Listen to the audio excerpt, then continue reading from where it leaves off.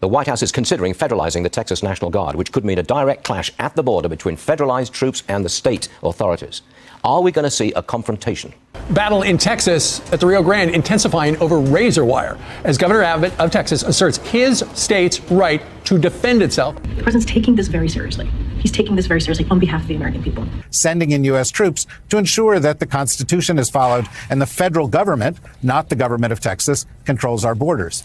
On Thursday, Trump asked for all willing governors to send their National Guard troops to help send migrants back across the border. It comes as Governor Greg Abbott and the White House continue fighting over razor wire along the border. The Supreme Court has ordered the wire's removal, but Texas troops are still putting it up. If you haven't heard about the clash that's going on at the southern border in the USA, then you probably live outside of the USA, because I hadn't heard about it until one of my subscribers told me about it. What's going on right now in the US is absolutely insane. I spent an entire day just reading everything that's happened, looking at the Supreme Court ruling, looking at the border wall, looking at the immigration numbers. It is absolutely crazy, and it's just a tinderbox waiting to go off in the US right now. And this is interesting because we only talked about this yesterday with what's happening in Paris and what's happening in Europe. So we're seeing this massive problem that's taking place in both Europe and over in the US. Now, rather than me talk a lot today, I thought I'd pull together a lot of video clips and actually show you what is going on. Whether you are American or whether you live outside of the US and you just want to know what's happening here, the whole thing is crazy. So let me play you a video, then I'll go into some notes with a little bit more detail. Texas Governor Greg Abbott refusing to give up control of the Texas border to federal officials, saying the state will not give federal agents full access to Shelby Park today. That ignores a deadline set by the Biden administration, which is today. Instead, Abbott is installing more razor wire following a Supreme Court order allowing federal agents to start removing it. Okay, so let's just break this down a little bit as to what's happened. I mean, the whole thing is weird. I'm sure you agree. The whole thing is absolutely crazy. The Biden administration has actually asked the Supreme Court to overturn the governor of Texas, who is strengthening the US border to stop illegal migration coming through into the country. Seems pretty logical, right? Securing the border, making sure there isn't drugs and all sorts of other things flowing across the border. It seems logical to, most rational people. Anyway, not to the Biden administration, apparently. So what they have asked is the Supreme Court to intervene and actually tell. This is Neil McCoy Ward, and he's telling it like it is. Check out this clip here. What he's saying here basically is that the Biden administration is going to send the military down to make sure that the Constitution is enforced at the border. Never mind all the obvious stuff, right? For 3 years, no rule of law at the border. Tell Texas that they are no longer allowed to do this. And I was actually reading into some of the reasons for it, the justification, and it was very hard to find. They were focusing on this one case of a lady and 2 children that died on the border, and they said the reason they died was because Border Patrol couldn't get to them because there was too much razor wire. So apart from that, I can't really see the justification as to why this whole thing is going on, unless you obviously do know what's going on, because I did a story quite a while back now on how they took the wall that was built between 2016 and 2020 and they started cutting it up and selling it off. Why would you do that? That's the question I've got straight away. But despite this Supreme Court ruling, now we know, the governor of Texas has quite rightly said, nope, we're not going to do it. We're not going to allow national troops to come into Texas. One more clip here. Check this out. This will infuriate you. And to remove all the razor wire. In fact, he's done the opposite. He's doubled down and said, nope, absolutely not. I'm going to install more razor wire. So this is where we're up to. Texas now receiving support from 25 Republican governors, all backing Governor Abbott's border actions, blaming the Biden administration for the crisis. Former President Trump wants to take it one step further. He's now encouraging these states to deploy their National Guard troops to Texas to prevent illegal crossings. Okay, and that is actually happening at the moment. Some of the other... All right, so the reason I've opened up here with Neil McCoy Ward is because he's in the UK. I don't know if he's in the UK today. He does travel a bit. But... and Europe, right? Europe is usually the model for what's going to be happening in the U.S. in about 5-10 years. We want to show you today what's been going on in Europe for the past 10 or 15 years. 10 years, I guess. Maybe a little more. Because that will give us some insight on what might happen here. Plus, we've got the Army of God or God's Army convoy headed down. And in France, you've got you've got farmers. In Belgium, you've got farmers who are upset, mad. You've got the Dutch farmers, right? And they're protesting. Let me show you what this looks like.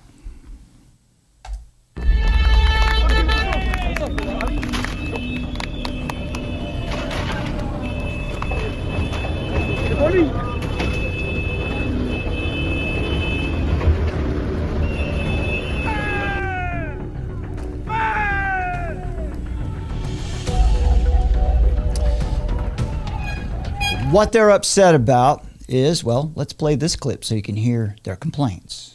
France, where protesting farmers have been blocking the roads around Paris. They say they are hurting from excessive environmental regulation. This is a movement that has now spread, causing major disruption across the country, setting up a roadblock, setting alight of tires, and the dumping of manure outside local stores. Belgian farmers are also upset by environmental regulations, and Germany. The government is deeply unpopular. Regulations that harm everyone in this country. Germany is currently in a state of mental depression. Split in German society. Farmers furious. We think enough is enough. Discussing the mass deportation of immigrants. These anti-far right protesters have a message of light as they fear the rise of right-wing extremists. Their aim, they say, to ensure history does not repeat itself. That's right. Did you catch that? Anti-far right protesters or activists. They're there to make sure that history doesn't repeat. Now, I'm not German. I'm not from Germany. I don't know how I would feel if I was there, but I do recognize an operation or a psyop when I see one. Summer, how about you? Indeed, I do. She can see a psyop from a country mile. Well, we also know that reclaimthenet.org has put out an article, in fact, today about a German fact checker, if you will, that received funding from government, Facebook, Amadar Network, and George Soros to say that German farmers are conspiracy theorists. Yeah, and that's exactly what's happened. German farmers? Mm-hmm. Okay, so we've got the German farmers, the French farmers, the Belgian farmers, the Dutch farmers. Just farmers, you know. And here it's the truckers, right? It's, look at this big... People that want to close the border. It's a big fascist conspiracy theory, right? Well, let's just continue here. The CNN had this clip, or this piece here. I'll play just a bit of it. This is where some of those clips came from. I'll fast forward through this intro here. France is the European Union's biggest agricultural producer, but local farmers say they're struggling to make a living. They say they are hurting from low pay, cheaper imports, and excessive environmental regulations. So, since Monday, farmers have been blocking the roads around Paris with tractor barricades to pressure the government for help. CNN's Melissa Bell has more. French farmers are once again blocking major routes across France, moving their anger now closer to the outskirts of the French capital. Their aim, as they come towards Paris, to put more pressure on the government to meet their demands, which include higher wages, lower taxes, and protection from cheap imports. And Belgium. Because of those we just saw in France. Oh boy, come on, Internet. Let's go. Yeah, well, all right, forget that. Let's jump here. I want to show you this clip again. Anyway, what I just said. France, Belgium, Germany, the Netherlands. Farmers in Europe are like truckers in Canada and the U.S. They're the ones who are affected the most.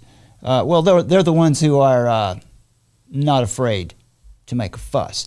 Now, there's a fear of the far right. And when they talk about the far right, when that rhetoric is used here in the U.S., it tends to be focused in on Christianity. It's focused in on religion. And, you know, it so happens that the God's Army or Army of God take our border back truck convoy. That's, I guess they're in Texas by now. They were supposed to be in Jacksonville yesterday. So they should be in Eagle Pass today. On Saturday, they'll be in 3 different places. Texas, Arizona, and California at border spots there. And, well, you can tell that they're afraid when you hear the rhetoric, right? When they start calling it conspiracy theories and they start calling it dangerous. Listen to James Carville a little while back on the Bill Maher show, what he says about Christians. Percent of the Republicans who believe the Earth is 6,000 years old. James Carville, long-time Belgian farmers are also upset political by strategist. regulations. Of course, this is going to play now, 5 minutes after the fact. And you know, everything's fine in the United States. We're just fine here. Let's check it out. Yeah, they took Thomas Jefferson out of the library. Like this at our border. Everything's fine here. Nothing to see. No problems. There's no reason for anyone to be fired up or upset about anything. Everything's just fine. It's going to plan. And then, oh no, what is this? What is going on in our churches? And now this is church. We're just fine. Oh, and by the way, a man won the ladies pro golf tournament. Yeah, don't worry about it, folks. Everything is fine. Everything is just fine. Okay. So who is helping Joe Biden facilitate America's border crisis? We'll talk a little bit about the border crisis in America, but I want to make sure you understand that it's probably just going to get worse as far as the rhetoric and the persecution and the name calling. You saw there, Bill Maher brought up the term Christian nationalism. What is this? Let's go ahead and just so we like to define terms around here. Nationalism refers to a totality of national action, consisting of civil laws and social customs conducted by a nation as a nation in order to procure for itself both earthly and heavenly good. Right? Now, when you add the words heavenly good in Christ, that matters a lot. Ideology is usually defined according to its abuse rather than according to what it actually is. So this totality of national action can be defined as a set of actions that are interrelated such that their effect is a product of the whole, not any particular part of the whole. So it's the people working for a common purpose. We don't have that, right? A totality of national action. All the actions that a nation expects of its members for their overall national good. Acts of sacrifice, caring for one's children. Right? So in this sense, a mother raising children, a man changing the oil, the janitor at the high school. You do your work to the glory of the Lord, and that's what makes a good nation. When everyone understands their final cause, their ultimate purpose.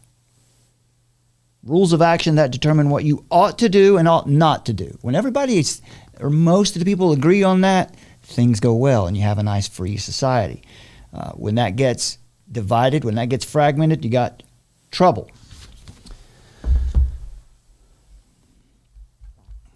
Okay, let's see. We've got...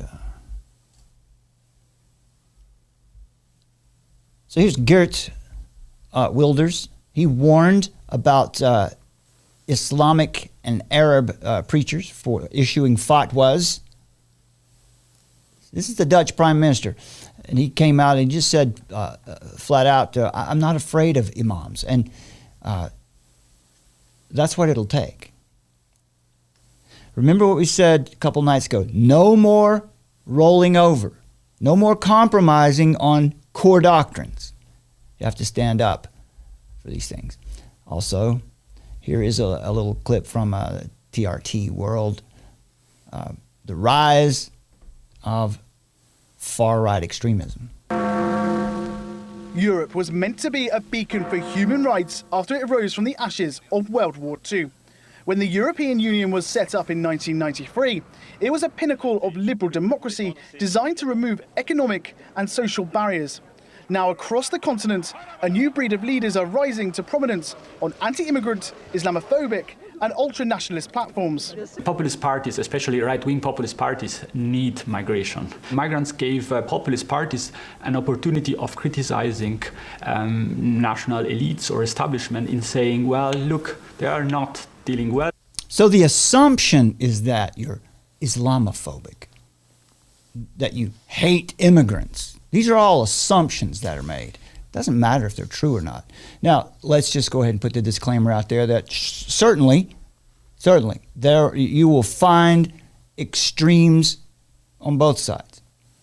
But that's not usually, we don't usually critique the worst version of our opponent's argument. We critique their argument. But that is not what's happening. What's happening here?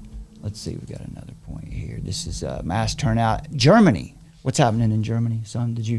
It's they're afraid of the far right extremism there as well. I'll play this clip. Because, what had come out is what I said a moment ago. Are you talking about that the German fact checkers that are happening in that environment over there against the farmers, the German farmers, they're labeling them as conspiracy theorists, but really it's being funded and bankrolled. Those fact checkers are being funded and bankrolled by George Soros and the government and Meta and Omidyar Network. So. You follow the money. You follow the money. Who's bankrolling the fact checkers? Yeah. Okay. Bankrolling the fact checkers, and in fact, who is? Let's answer this question: who's helping Biden facilitate this American border crisis? We'll come to that in just a moment. Here's more clips. More clips of. These are the French farmers. This has been going on for a few years, folks. This is not a brand new thing, but we want to show you this now because it's kind of coming to a head there. It's coming to a head all over the world because the people in power are shaking in their boots. Not only the people in power, but you got your World Economic Forum, you've got your United Nations sub-agencies, non-governmental organizations. They're afraid right now because it looks like their time's running out. People know. People know what's happening now. But I tend to think that these events are being orchestrated by them. I think they're being funded by them. That's my opinion. So it's your opinion that, let's just say, for instance, at the border, we know we've uncovered that they're funding the invasion. Yeah, like funded by the left, but marketed to the right. Yeah. So it's like, they want to control it. Okay. And so the trucker convoy. Right. Same thing. Isn't it convenient that the trucker convoy starts to come to a boil as they've got this trucker convoy that's been planned for the past month, supposedly?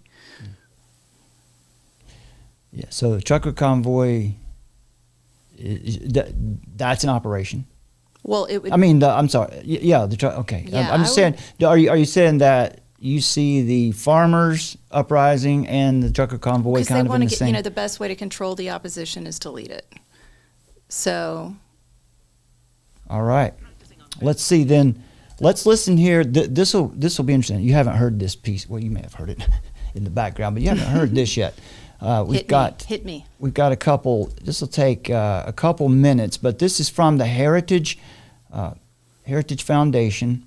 And this is Michelle Cordero is interviewing Mike Howell, who is the director of Heritage's Oversight Project.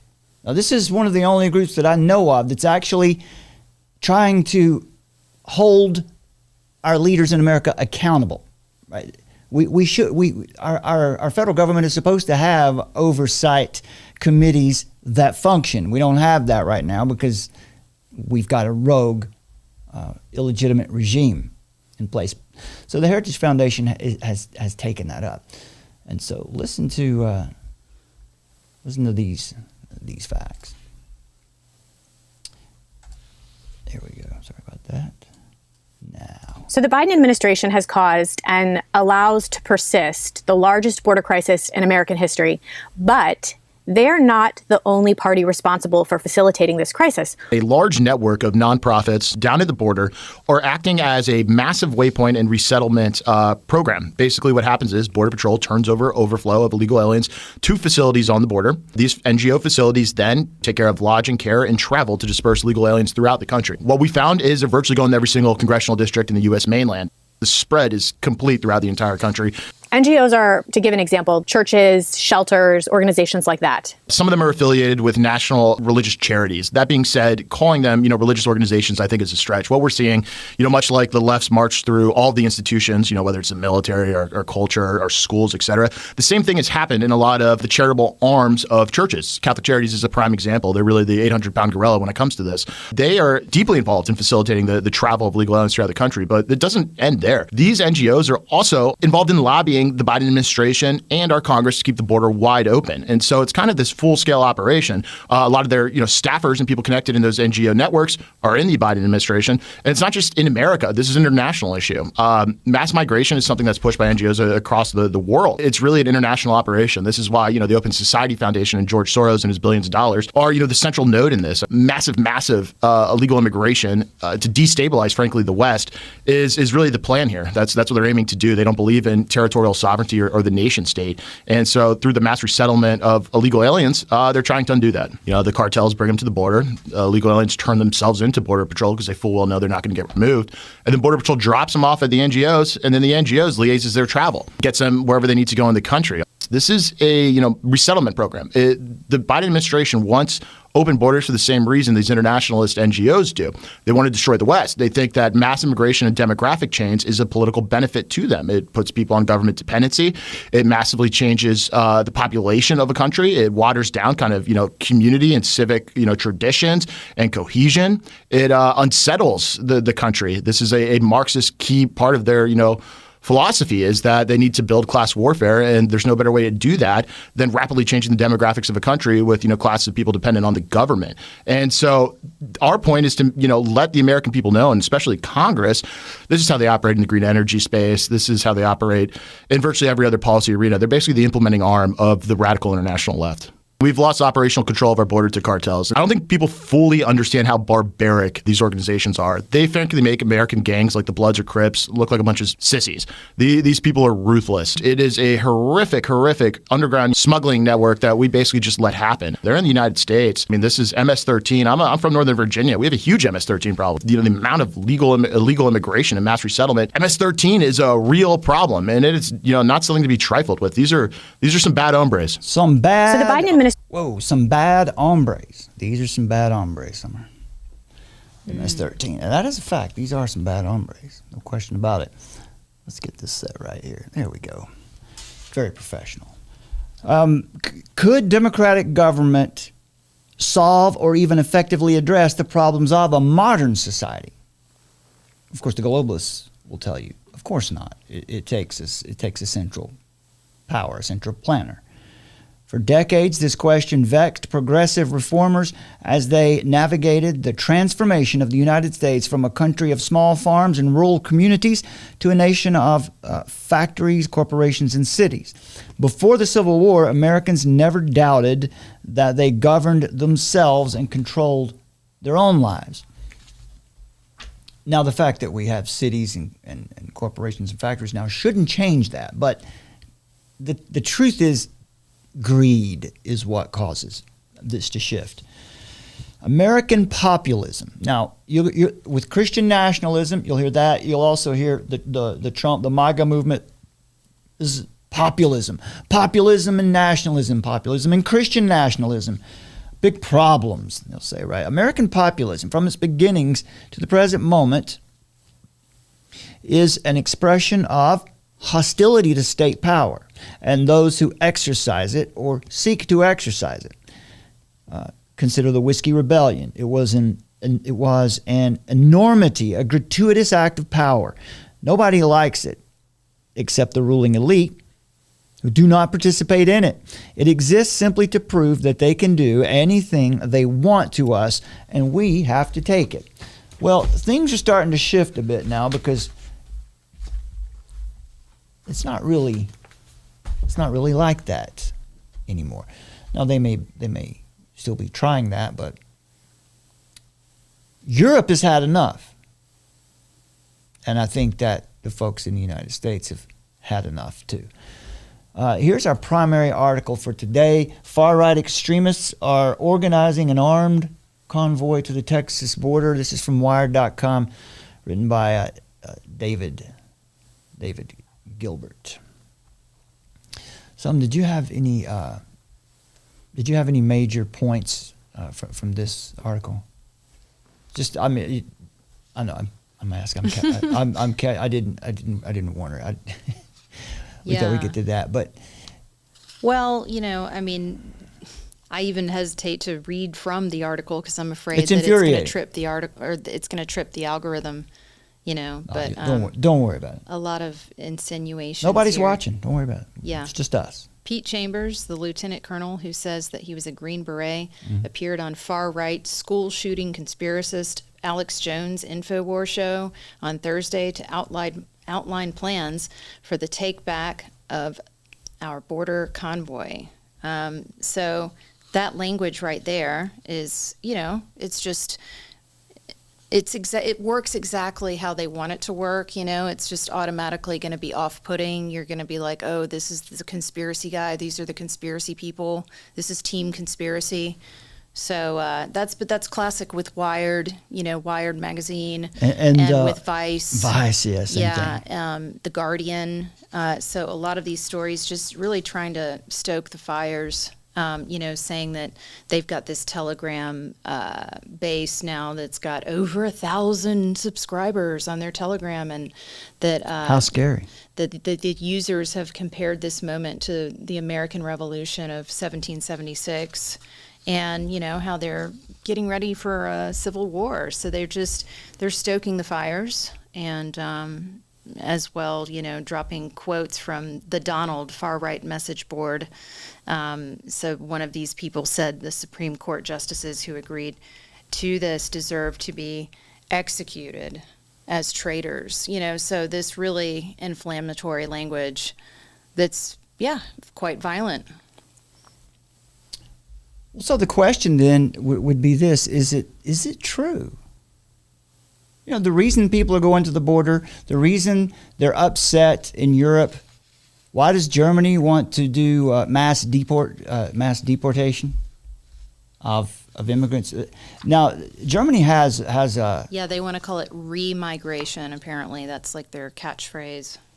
Yeah, to move them out of the country. All right.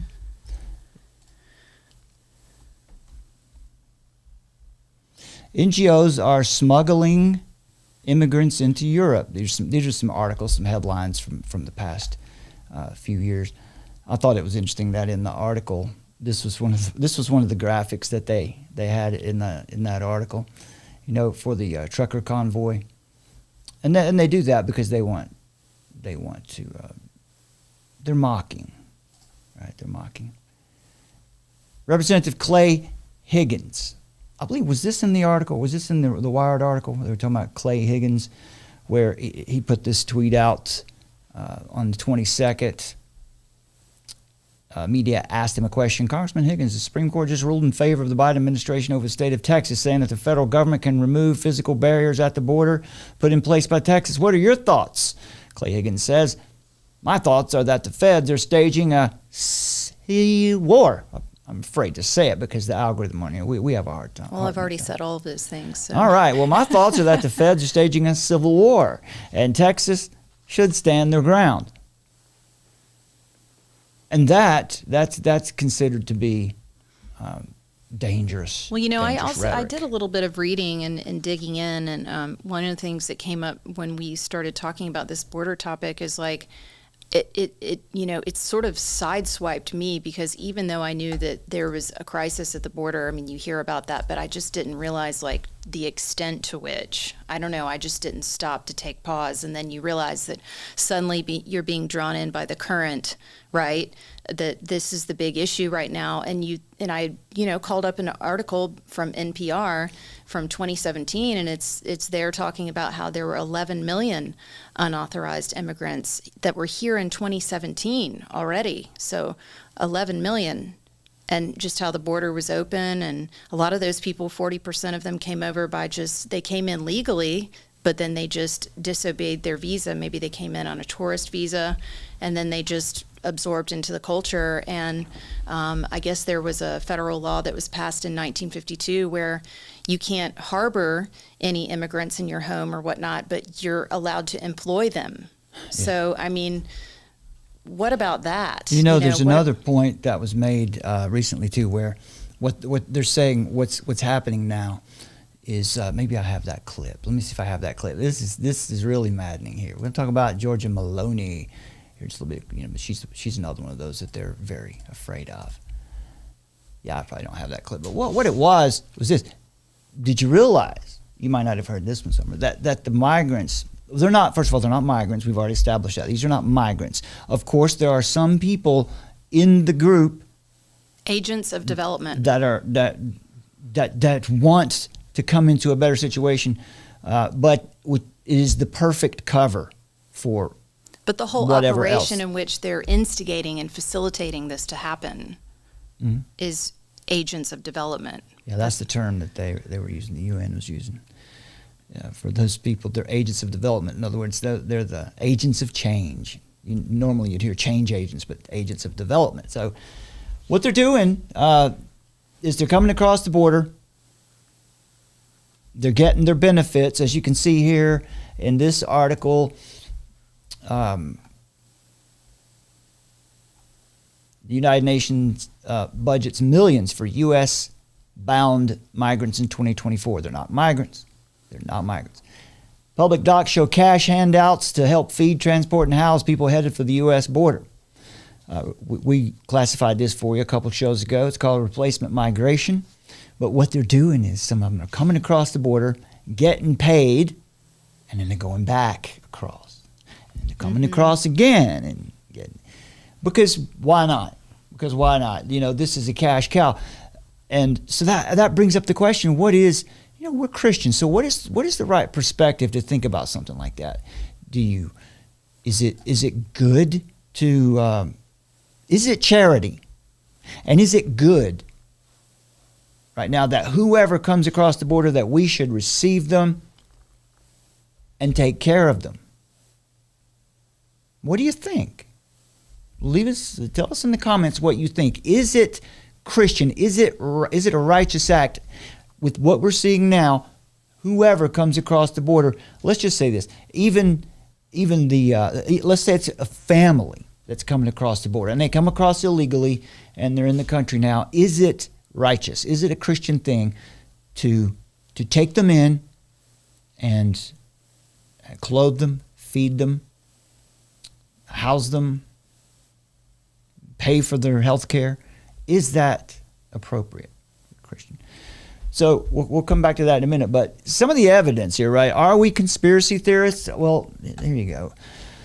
Early on in America's historic border crisis, now entering its fourth record-smashing year, some Republican lawmakers named a significant enabling culprit other than the usual Mexican cartel smugglers. They named the U.S. taxpayer-funded United Nations as essentially a co-smuggler after seeing the reports that the United Nations was handing out debit cards and cash vouchers to aspiring illegal border crossers on their way north.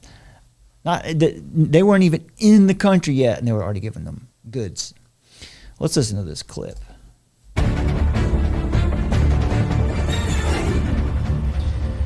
Welcome back. Well, illegal border crossings break a new record, with CBP reporting over 300,000 encounters in December, the highest month ever recorded. Yeah, and our next guest outlines in a new op-ed how it could be impacting your wallet. Todd Bensman is a senior fellow at the Center for Immigration Studies, and he joins us now. Todd, tell us how this crisis, which is a crisis that has been acknowledged almost by everyone except for the President of the United States, affects everyone's wallet. Well, for one thing, they're not just coming here on their own dime. The United Nations, it turns out, is spending hundreds of millions of dollars in cash handouts, food, shelter, something called humanitarian transportation, really every human need that is required to make the long journey through Latin America, Central America, and Mexico. And who pays the UN? Who's the UN's major funder? it's the U.S. taxpayer is paying for this. How do we know this? Because there's a brand new budget document that the UN puts out for 2024. They're going to spend $1.6 billion to help 3 million illegal immigrants move through 17 different countries of Latin America and the Caribbean and Mexico. And that includes $370 million in cash cards, debit cards, $25 million.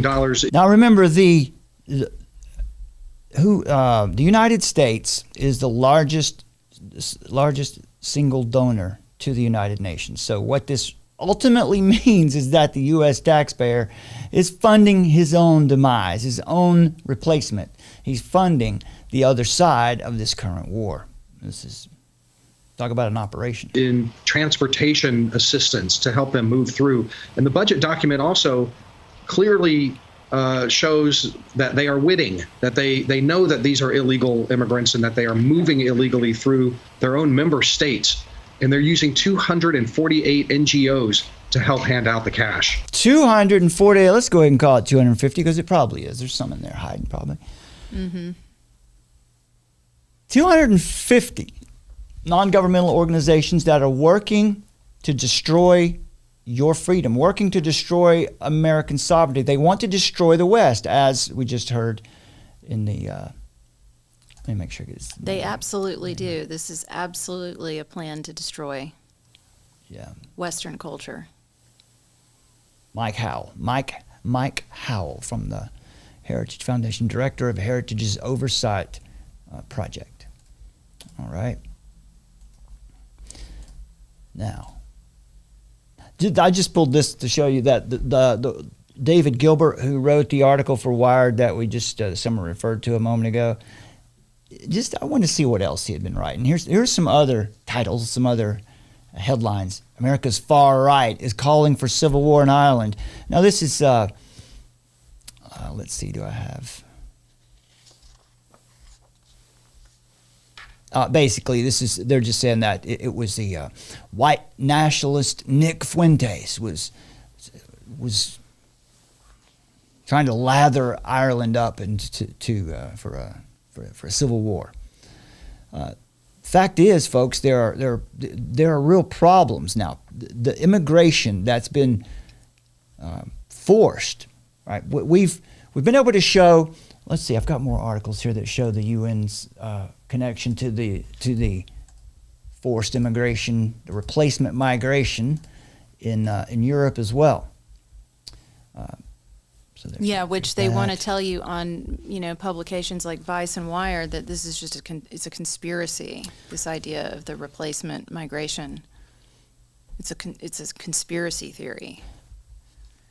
Well, they'll have to deal with these numbers then. What about this? Well, they'll have to deal with their own white papers and policy papers and PDFs and all the stuff that they put out publicly on the internet. The United Nations update to the Regional Refugee and Migrant Response Plan, a planning and budget document for handing out nearly $1.6 billion in 17 Latin America countries, can cast a broad confirming light on the cash giveaways and much more aid for 2024 ahead, with the helping hands of 248 named non-governmental organizations. Now, when we showed you the other night secret migrant bases inside our nation, and how they're private and secretive. Yeah, we have a short video on our channel. I can't remember what it's called. Do you remember the title of that thing?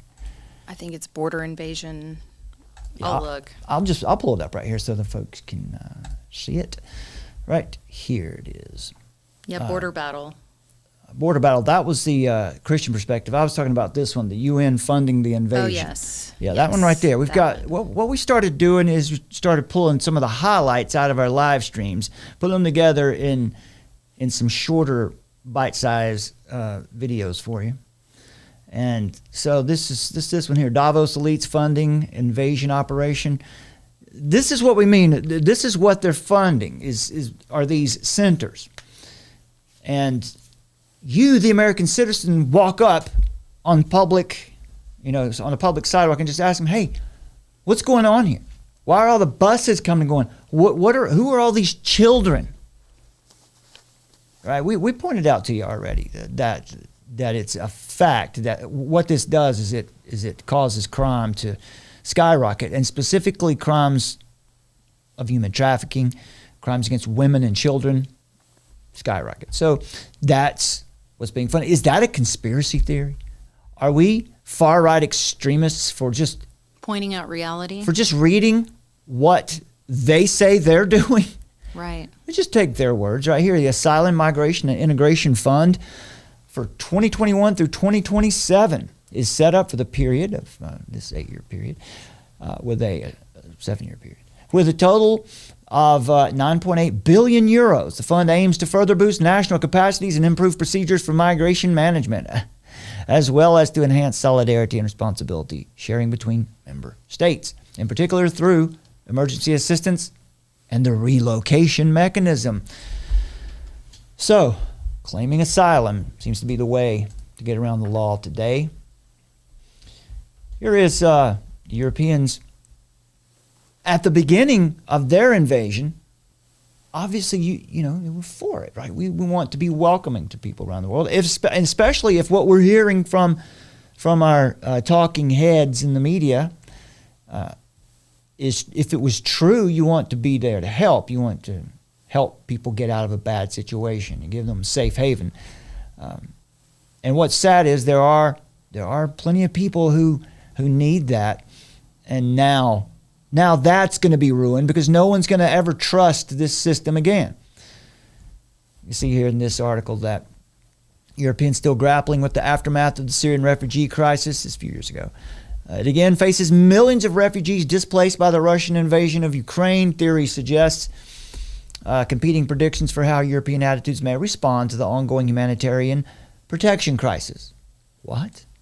Humanitarian protection crisis. Now, again, there are cases when there are people, vulnerable people who really are in need of help, but they're using that as a cover for this operation, this replacement migration, to destroy traditional ideals, the traditional way of life. All right. One hypothesis is that the European public may become more welcoming towards refugees as Russia's invasion of Ukraine activates a resurgence in European solidarity efforts. We have a common purpose now. That's what that means. So maybe they'll be more welcoming. But the fact is that it's rough. It's tough. Right? In these countries, what you're finding out, we've covered this too, Sweden specifically, they've changed their immigration policies because it got so bad.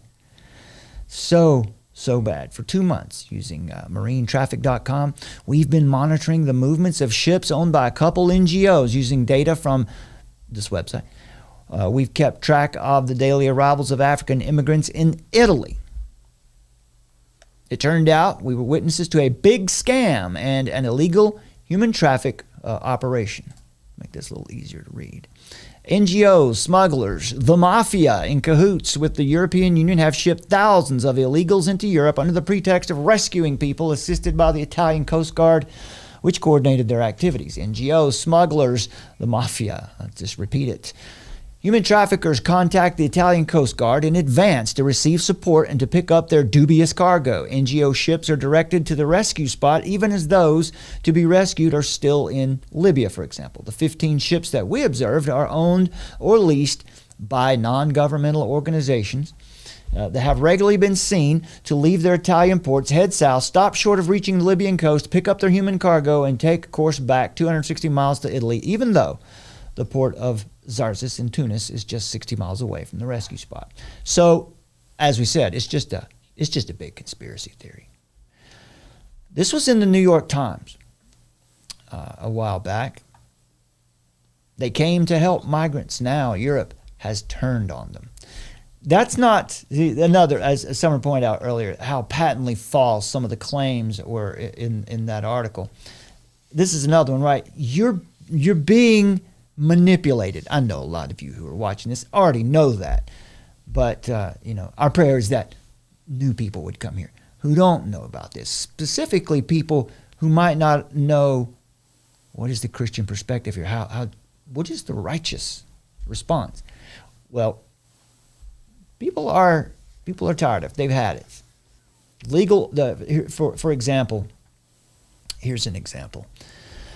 Exploring the personal experiences of Sarah Mardini and Sean Bender, 2 volunteers who were arrested in February 2018 after helping migrants cross safely into Lesbos, Greece. The journalist Alex W. Palmer outlines the complex situation aid workers in Europe find themselves in, increasingly being demonized by local authorities while also facing pressure from different ends of the international political spectrum. He traces the origins of the problem, explaining how in the early days of the migrant crisis, the grassroots response embodied the broadly held values of EU citizens to be a place of refuge and compassion, to create a new future from the ashes of 2 world wars, and to set an example for the world based on morality rather than power. But this idea was never unanimous, and it was only a matter of time before this compassion and idealism was eclipsed by anger and resentment. Many rejected the idea of newcomers entirely. Terrorist attacks and acts of criminality committed by, quote-unquote, asylum seekers further worsened collective sentiments and heightened public unease about the challenges of integration. The topic became a pawn for far-right media outlets and politicians who helped stoke the growing anti-immigrant temper, portraying Europe as on the brink of being overrun by foreign hordes and aid workers as part of the problem. A highly politicized issue. Well, no doubt about that. Let's take one more look at Belgium while we can. Wow, that was loud.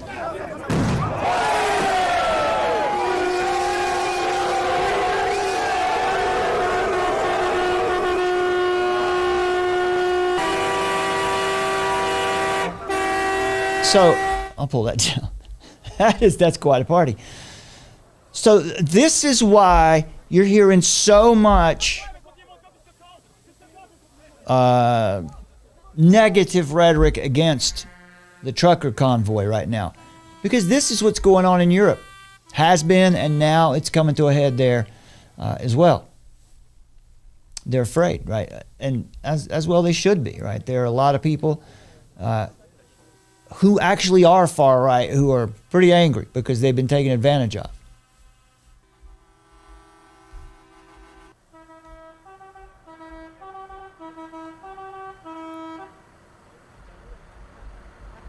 So it's going down. Giorgia Meloni became Italy's first female prime minister in October 2022. Summer, you would think the fact that Italy elected a woman, wouldn't that please the progressives? Wouldn't that make the World Economic Forum, wouldn't that make the European Union just giddy and happy? Look at us, we're so progressive. You'd think. Well, not really. It didn't really work out that way. First of all, Italy is the third biggest economy, is Europe's third biggest economy. Italy has several political parties. It's kind of a melee there, and it's standard practice for parties to campaign in an alliance, to form a single governing body.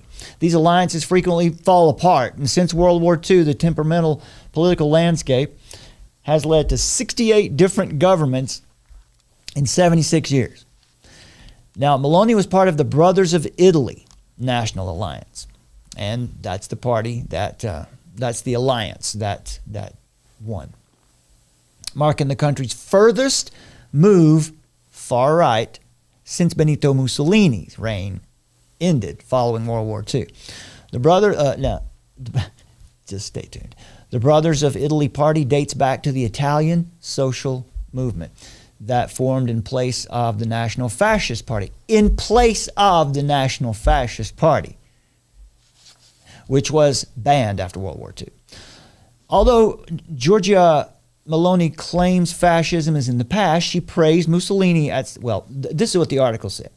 I think she just mentioned Mussolini, who was, of course, a dictator at the helm of Italy between 1925 and 1945, a man who was compared in many ways to Adolf Hitler.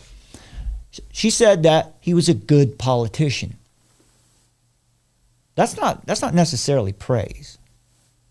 That could just be a fact. Politicians do some ugly things. She said that in a TV interview in the 90s when she was a lot younger than she is today. She was a member of the group as well. The conservative movement has seen a massive rise in popularity since 2018. But what are her positions? Giorgia Meloni campaigned, now she was elected in September of 2022, took office in October, I believe. She campaigned on a motto of God, family, and homeland, right? Traditional family models, limiting what is the so-called reproductive rights, in other words, limiting, abortion on demand. She believes in having a Christian-based culture. She believes in ending forced migration of immigrants to Italy. So in a speech earlier in 2022, she stated her position plainly. She said, yes to the natural family, no to the LGBT lobby. Yes to sexual identity, no to gender ideology. Yes to secure borders, no to mass migration. No to big international bankers controlling the world. The popularity of the conservative movement throughout Europe, but specifically here in Italy, has skyrocketed recently, as Italians and Europeans in general have seen enough in the last several years of soaring energy prices, ever-deepening encroachment on basic liberties. Italy is no libertarian stronghold, my friend. So the swing, this massive swing to the right is a definite statement. It's a definite mark of things shifting, the pendulum swinging back the other way. After her victory on election night, Meloni sent a message of unity. She said, quote, if we're called upon to govern this nation, we will do so for all Italians, with the aim of uniting the people, to make them proud of being Italians, to wave the Italian flag. She said, you chose us and we will not betray you. That's nationalism. Remember, a common purpose, a common people working for a common purpose. A totality of national action consisting of civil laws and social customs conducted by a nation as a nation in order to procure for itself both earthly and heavenly good. Nationalism is not evil, but the term, the creation of the term and how it's used as a pejorative, we've covered that here before. We won't get into it now, but just suffice to say that that word, when they call you a nationalist, a Christian nationalist, or a populist, what they mean is fascist. They want to pin you and play guilt by association. So anyway, while her statements and rhetoric are good, for the moment, it's good to see the new world lockdown, mask up utopians scrambling fast and furious, right, to defame her with as many pejoratives as they can muster. But retaining power in Italy is really not easy. It's not long-lived either. A typical government lasts no longer than 400 days, and that's about where they are right now. So just to give you an example of what went on there, she made this statement, when was this, about a month ago. She said that Italy is no place for Islamic culture, that they're not compatible. It's refreshing to hear the truth, right? Io penso che ci sia. And I don't mean to. That's not an ugly statement. Islamic culture is not compatible with. Remember what she said? A Christian culture. Un problema di compatibilità tra la cultura islamica o certa interpretazione della cultura islamica e i diritti e i valori della nostra civiltà. A me non sfugge che la gran parte dei centri culturali islamici in Italia sono finanziati dall'Arabia Saudita, e l'Arabia Saudita è una nazione che a casa sua applica la Sharia, e Sharia significa... So, okay, basically there's that. You get the idea there. And of course, now they're calling her anti-migrant. She's far right. And she has an anti-migrant agenda. And of course, European Commission President, at least at the time, Ursula von der Leyen, threatened Meloni's party regarding this shift to the right in Italy. She said, my approach is that whatever democratic government is willing to work with us, we're working together. If things go in a difficult direction, it means if Meloni doesn't do what we would like for her to do, she says, I've spoken about Hungary and Poland. We have tools. So Italian politicians asked the European Commission President Ursula von der Leyen not to intervene in domestic politics after she warned that Europe has the tools to deal with Italy if things go in a difficult direction. This is this is sort of an analog to what we see happening in the United States right now.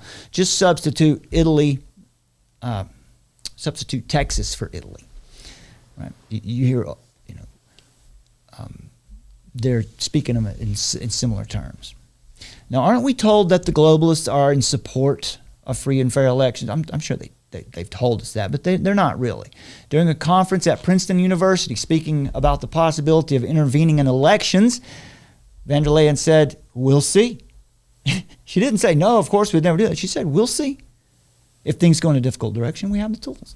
That is a clear reference to the ability of the European Commission to cut funds allocated to member countries when they're deemed to be violating the rule of law, whether they are or not. Von der Leyen's remark provoked the ire of multiple candidates during their final stretch. Matteo Salvini, for example, leader of Italy's, of course, what they'll call far-right League Party. Today, folks, that far right is a dog whistle for fascist. That's what they mean by that. Right? He said this. Here he is, Matteo Salvini. What is this? A threat? Shameful arrogance. Respect the free, democratic, and sovereign vote of the Italian people. Friends of all, servants of none. Also, here. And it was in this video where she said, she made more statements. Here we go. Another one from, this is from Verity France. It says, this video must cause us to react. For the first time publicly, the president of the EU in front of the American flag clearly and directly threatens a sovereign people, Italy, as to the choice of its vote to have reprisals. He also said on Italian TV that if anyone in Brussels, that's where the European Union is at, thinks of cutting the funds that belong to Italy because the League, right nationalists, wins the elections, then we have to rethink being in this European Union because of this is institutional bullying. These comments or threats are rather disturbing coming from someone in such a position of authority. Well, she can say it because she can get away with it. So judge for yourself on what she said.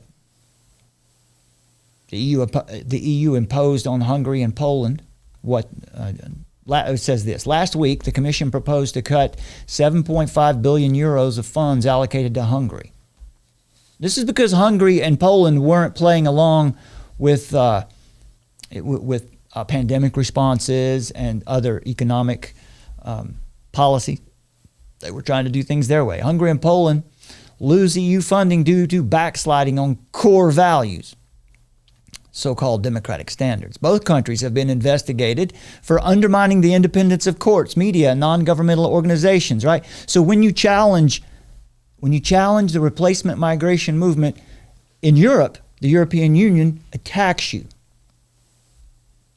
Poland was ordered to shut down a disciplinary chamber for judges because it was not independent, while Hungarian Prime Minister Viktor Orban has been accused of curbing the rights of minorities. So they, kind of like what we see happening to Donald Trump in the United States, they just, what is that term, son? And when they take the law, they start doing war with lawfare. Yeah. The idea of, I don't remember the definition exactly. It's just the use of... Well, lawfare is a strategy to get around the law. So using law as a weapon, like warfare, lawfare.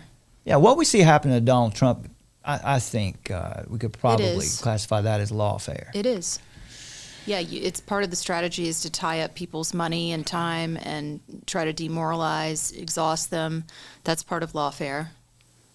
There you go. And that's what we see here. The EU has already, at this point, they froze COVID recovery money worth 36 billion euros for Poland and 7 billion for Hungary, and even more. Let's see. And in an MSN article, right here. Well, that's the wrong article, but the headline was incoming Italian Prime Minister's extremism and fascism make her a favorite of the GOP in America, claims MSNBC column. Yeah, see how it's just such black and white thinking, you know? It's like good team, bad team. Good team, bad team. Good team, bad team. And There's no nuance. There's no, it's just you're in this category or this category. That's a good point. Because there's new terminology. At least when we did this topic last time in 2022, the establishment European press is saying that Republican America is a place where some of the world's most fascistic impulses reside. They're talking about Donald Trump. Many of her positions, Meloni, will seem familiar to those who follow authoritarian politicians, and that her extremism is familiar to those who follow supposed authoritarian regimes in Florida and Texas. So Abbott and... Although Greg Abbott has been at he's been to Davos, and he's not, never said anything directly about being opposed to Davos either when asked. So a lot of controversy around him, actually. Also, why he's waited this long to take action. Yeah.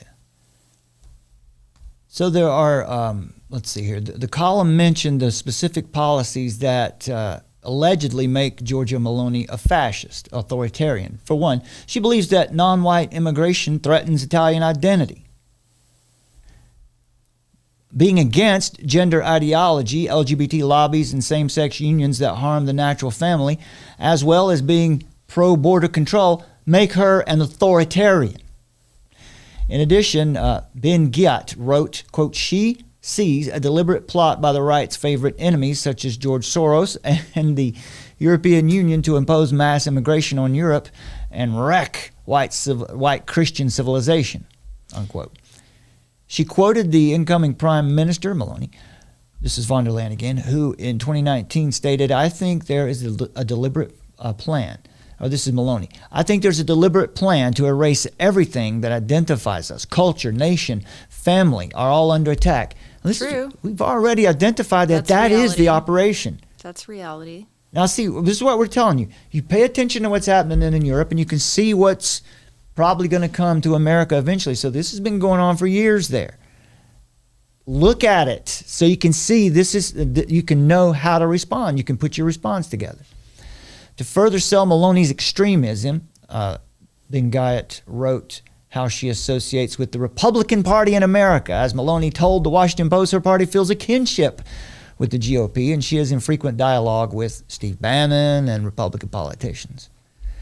The column noted that Meloni even praised Donald Trump at the National Prayer Breakfast for his elevation of God, fatherland, and family. She also spoke at the CPAC. Can I just weigh in right there? Yeah. But one thing that we wanted to pay attention to in this show today is the phenomenon of Kingdom Now, Dominionism, Seven Mountain Mandate, New Apostolic Reformation.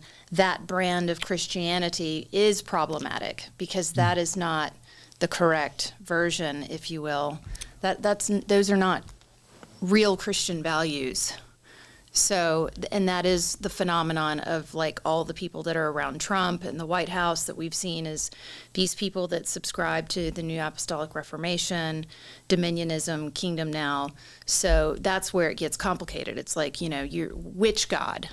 When she says that she's, happy that Trump believes in the values of God and whatnot. Well, Trump's God is Norman Vincent Peale. Yeah, this is true. The Church of Norman Vincent Peale, which there's a lot of problems with that. That's not true Christianity. So we just wanted to pay attention to that particular facet. Yeah. Now I said earlier that there was new terminology. What we talked about this in October of 2022. And the terms now, instead of left-right divide, now it's patriots versus globalists, or nationalists versus populists versus globalists. So that was the new terminology that we were talking about there. Meloni, when she was elected, she quoted G.K. Chesterton. And it seemed to get the lefties fired. G.K. Chesterton was a humorist and an author, and he's known for one of his books, a book called Orthodoxy, one called Heretics. And from his book Heretics, he had a quote that she shared, which was this: "Fires will be kindled to testify that 2 and 2 make 4. Swords will be drawn to prove that leaves are green in summer." Right? In other words, things are moving in such a direction that before long, no one can agree on what the truth is, and you will fight over something so basic as that. And this is 100 years ago. G.K. Chesterton wrote these things. For example, G.K. Chesterton's Heretics is a collection of 20 essays, and it's published in 1905. Chesterton was writing to respond or refute various personalities, but the topics he debates are universal. He quotes at length and argues extensively against atheist Joseph McCabe, delivers diatribes about his close personal friend and intellectual rival, George Bernard Shaw, as well as Friedrich Nietzsche, H.G. Wells, Rudyard Kipling, and an array of other major intellectuals of his day, many of whom he knew personally. And so the topics he would write about range from cosmology to anthropology to soteriology, that's the doctrine of salvation. And he argues against French nihilism, argues against German humanism, English utilitarianism, argues against the syncretism of the vague modern, what we would call today postmodernism or this neo-paganism. He argued against social Darwinism, eugenics, and the arrogance and misanthropy of the European intelligentsia. Together with orthodoxy, Heretics, this book, is regarded as central to G.K. Chesterton's body of work on moral theology. I would recommend you read anything by G.K. Chesterton. Some of his other quotes would be like, "Truths turn into dogmas the instant they are disputed. And so every man who utters a doubt defines a religion. And the skepticism of our time does not really destroy the beliefs, rather it creates them, gives them their limits and their plain and defiant shape. We who are liberals once held liberalism lightly as a truism. Now it has been disputed and we hold it fiercely as a faith. We who believe in patriotism once thought patriotism to be reasonable and thought little more about it. Now we know it to be unreasonable and know it to be right. We who are Christians never knew the great philosophic common sense, which inheres in that mystery until the anti-Christian writers pointed it out to us. Thesis, antithesis. The great march of mental destruction will go on. Everything will be denied. Everything will become a creed. It is a reasonable position to deny the stones in the street. It will be a religious dogma to assert them." Right? So what he's saying here is that what we have happening in our nation right now, the way out of it is through the system we have to work with. It's not, the way out of this is not, it's not civil war.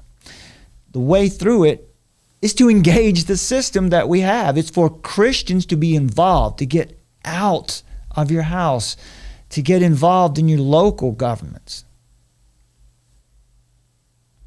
But as we've all been atomized and we're not engaged anymore, this is why these problems have cropped up. He says it's a rational thesis that we are all in a dream. It will be a mystical sanity to say that we are all awake. Fires will be kindled to testify that 2 and 2 make 4. Swords will be drawn to prove that leaves are green in summer.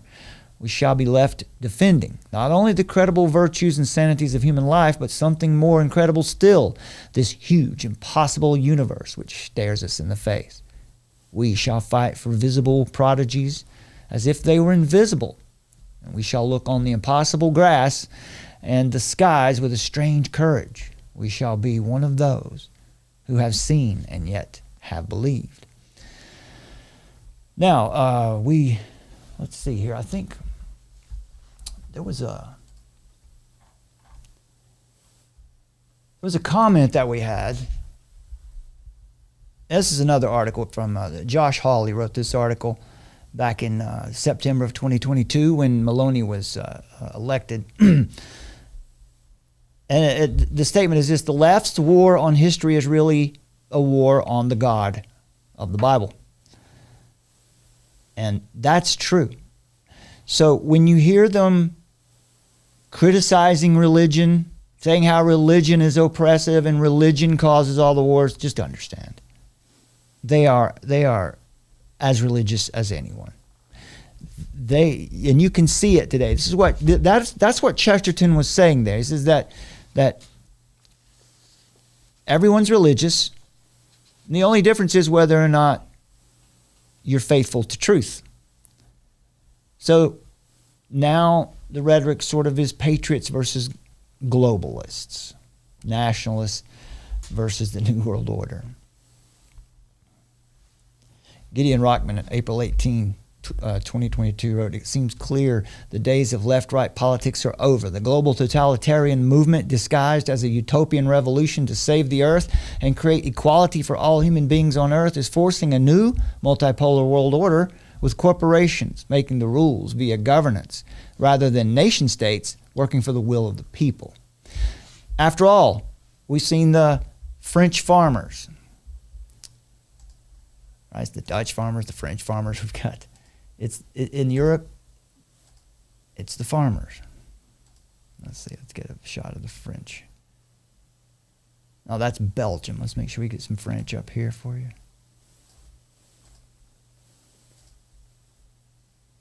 There we go. There's some French farmers. That leave them under. It was France, folks, that gave us, it gave the world the concepts of the left-right paradigm with its origins in the French Revolution of 1789. Supporters of the royal veto stood on the right of the National Assembly, and opponents stood to the left. And over the following 2 centuries, left and right became the central philosophical divide in Western politics. And now France is leading the way and destroying this paradigm and modeling a new politics. You know, the 2 dominant camps are nationalists and internationalists. So in the first round of the French presidential election back in 2022, the traditional parties collapsed. And as an example of how the world's political state of play is shaping up, Emmanuel Macron is a passionate advocate of deeper European integration replacement. Marie Le Pen wants to unravel the current European Union and turn it into a Europe of nation states. The idea is like this. This was one of the discussions around the time of the Civil War. The question was, is the United States going to be, is it going to be individual states, a union of individual states, or one union, one body? It is the United States, or we are the United States. Le Pen, of course, for this idea was labeled as a far-right candidate. She rejects that term, insisting that there's no more left and right. The real cleavage is between patriots and globalists, nationalists and internationalists. Macron likewise said that he is neither right nor left. He said the new political split is between those of us, between those who are afraid of globalization and those who see globalization as opportunity. Le Pen uses globalists as a term of abuse. For example, remember, the other point was the term ideology is typically applied in its negative sense.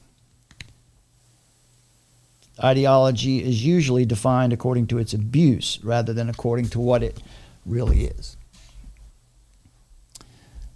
All right, so we had a comment from someone. I wanted to get to this before we get out of here, it was because under the border battle. as I put in the title of this show, I put, this is elites fear the far-right uprising, and they certainly do, from Texas to Europe, plus a biblical perspective on bad government. And by bad government, I mean Joe Biden right now. Because this summer, you've said this a lot lately, that what they're really doing is they're using humanitarianism against us, which means they're using the law of God against the people. They're telling us that it's a humanitarian thing to just, as these people come across the border, you must accept them. If you don't, if you challenge this, you're evil. Well, we thought we'd deal with that. Let me see if I can... Yeah, it's under the video, Border Crisis Convoy. Can you pull it up right quick, and I'll talk just for a second about what we actually see going on here in biblical terms, because we're going to give you a biblical perspective on this mass replacement migration. The theological term we would use here for it is antinomianism. The root word there is that anti-nom, N-O-M. That root word means law, so it's anti-law. They reject the law of God. There are consequences, for setting aside God's law whenever it's convenient for you to do so. And so in order to prevent ourselves from falling into that, we need to have proper and truly defined categories. For example, the MAGA movement needs to be kept in its proper category. The Take Our Border Back trucker convoy needs to be kept in its proper category. MAGA is not a Christian movement. It is a nationalist political movement. It's American, and it's American at its core, that's for sure, but it's not a Christian movement.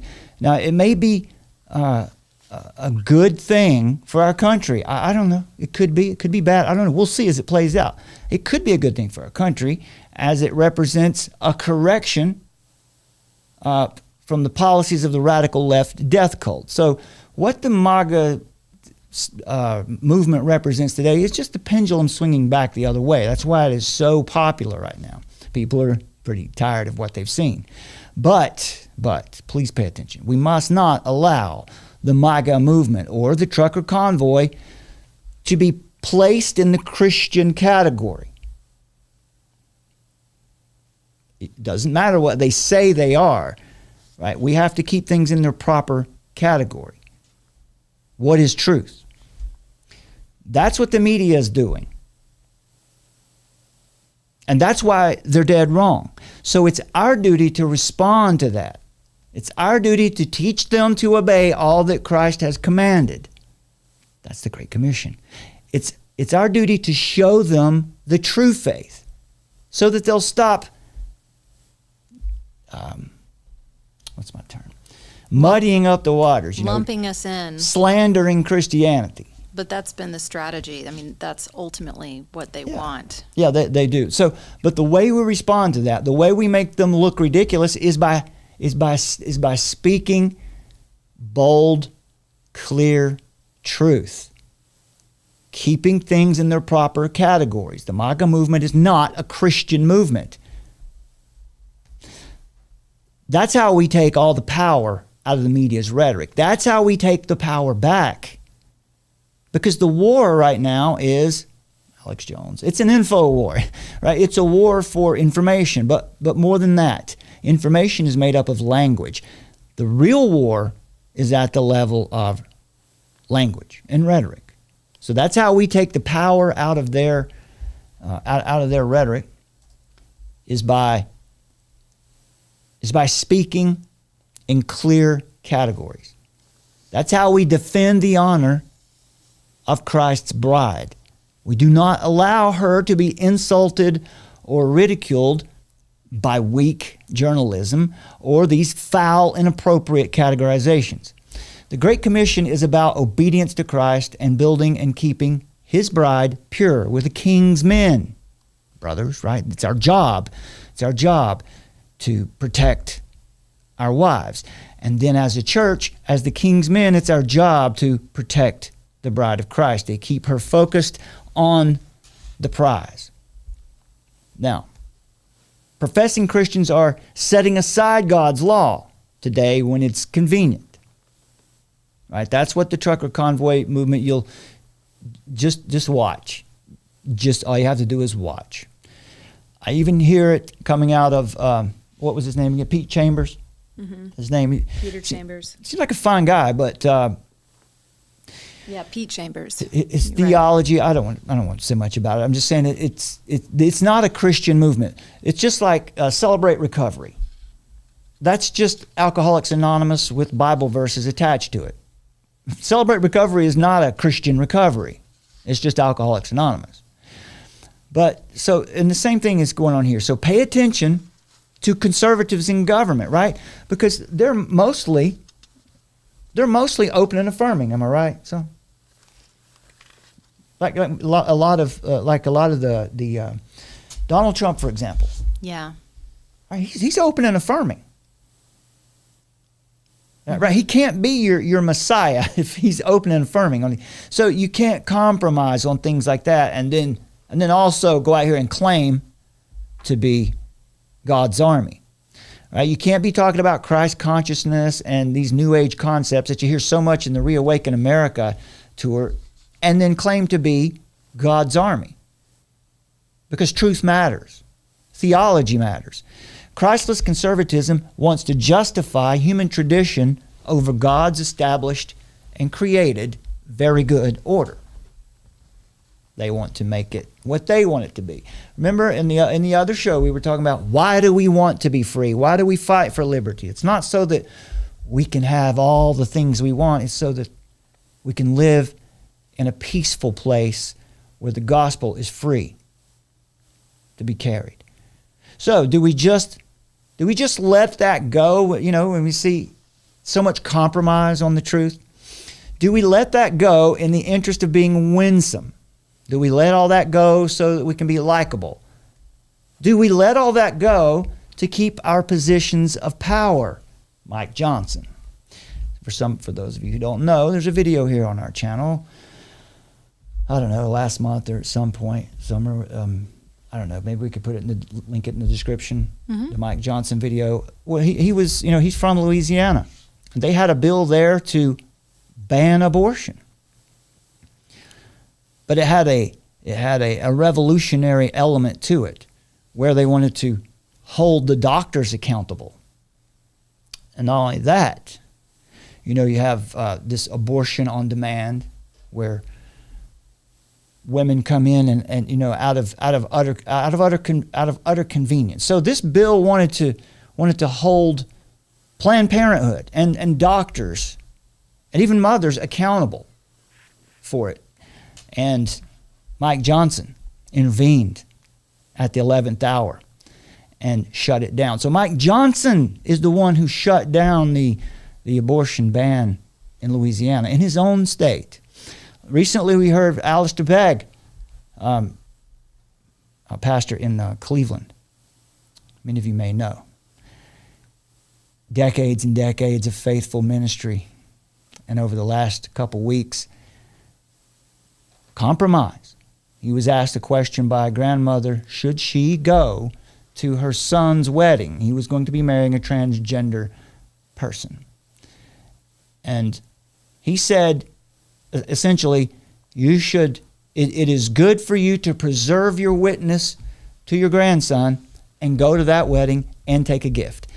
Now, the problem with that is going to that wedding and taking a gift means that you're celebrating and affirming something that's dark, something that's depraved and utterly confused.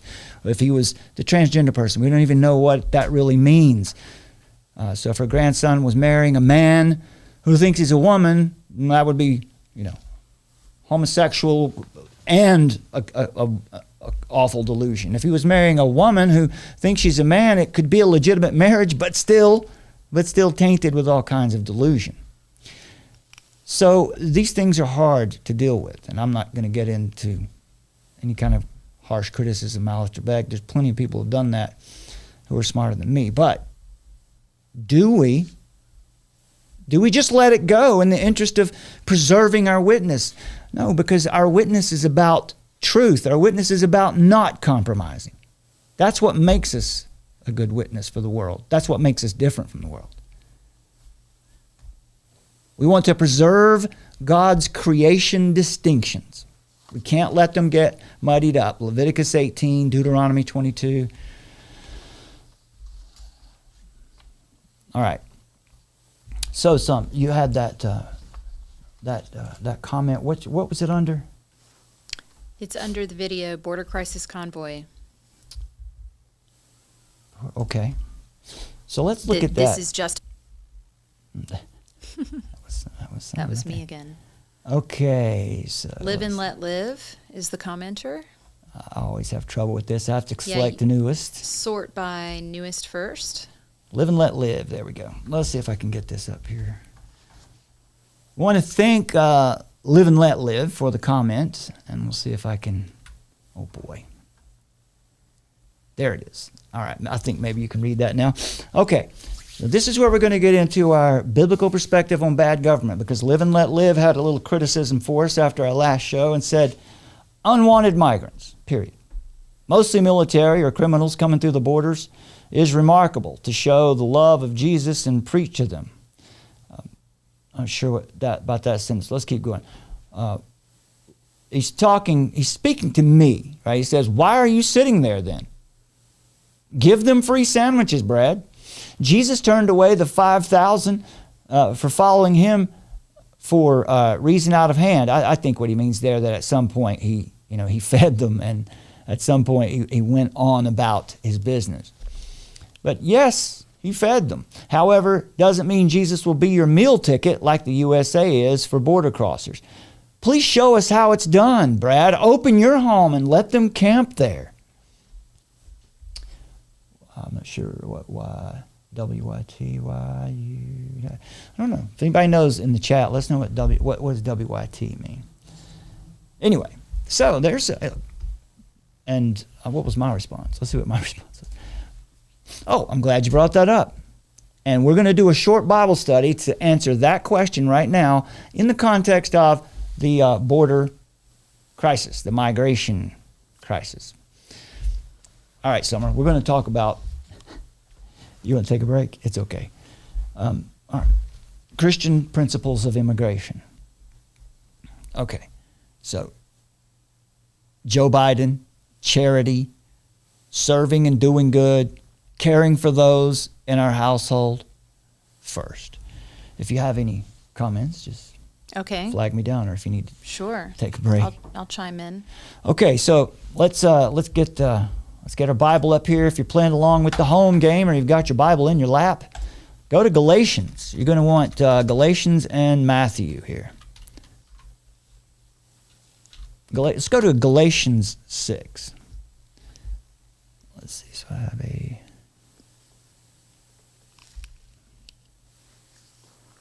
Will that work? I don't want to do it that way. I want to do it this way.